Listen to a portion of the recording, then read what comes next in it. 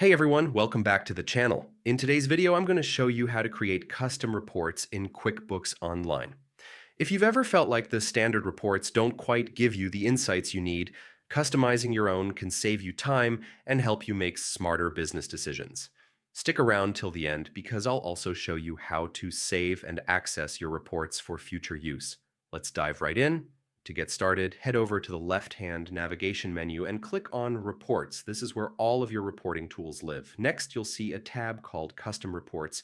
From here, you have two options. You can either click plus Create New Report to start from scratch, or you can take an existing report and modify it by choosing Customize. This flexibility is great because sometimes it's easier to build off something that's already close to what you need.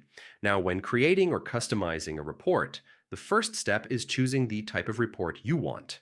You can either select from the available templates or start completely fresh with a blank report. Once you're in the customization window, this is where the magic happens. Add or remove columns, use the columns dropdown to pick exactly what data you want to display, and remove what you don't need. Set your date range. This helps you focus on specific periods, whether it's last month, last quarter, or a custom date range. Apply filters.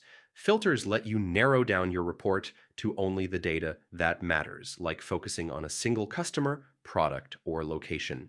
Group your data. Use the group by dropdown to organize your report in a way that makes sense to you, whether that's by customer, campaign, or even time frame. Once your report looks the way you want it, it's time to save it. Simply click on the report name at the top, give it something descriptive so you'll recognize it later, and hit Save.